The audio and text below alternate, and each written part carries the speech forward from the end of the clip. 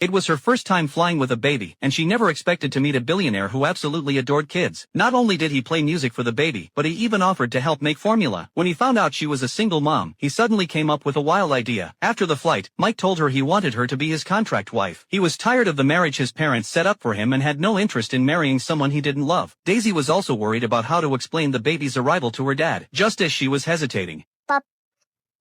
The baby calling him dad saved him from 20 years of struggle. Seeing her child accept him so easily, Daisy had no choice but to go along with it. What she didn't expect was how insanely rich Mike's family was. Their house looked like a castle. The moment they walked in, Mike was stunned. His parents had thrown a huge welcome party, and a stunning fiancée rushed up to kiss him. Then Daisy walked in, and everyone froze. In a rush to change the baby's diaper, Daisy didn't care about manners. She placed the baby on the table like it was her own home, asked Mike's dad to distract the baby with a phone, and even handed the used diaper to Mike's mom without noticing the shocked stares around her. After handling everything like a pro, she took the diaper back and headed to the bathroom. It wasn't until she left that the crowd snapped out of it. Mike's mom immediately asked who this woman was. Mike said she was the baby's mom. Then she asked who the baby's dad was.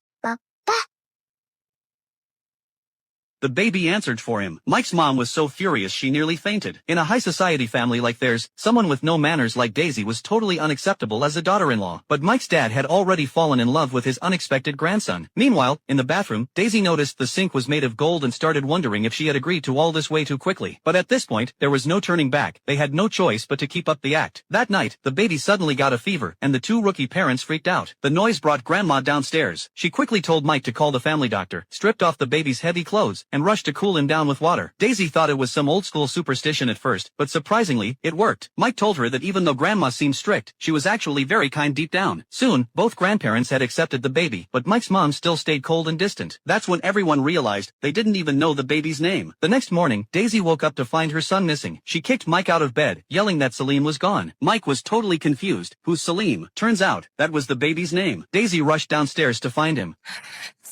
When the family heard the name, everyone turned to look at Daisy in shock. Then, for the first time, Grandma's face softened. Mike's grandfather had also been named Salim. The family assumed Mike named the baby to honor him, and suddenly, this little misunderstanding made them love the child even more. But unexpectedly, Mike was kidnapped on his way to work the next day. The person behind it was his future father-in-law, whom he'd never even met. The man didn't just have Mike soak with ice water, he even cemented his feet and planned to dump him in the river. The old man said he didn't want to see his rebellious daughter again, but ordered Mike to bring his grandson to meet him the next day. Before Mike could respond, he was already pushed into the water.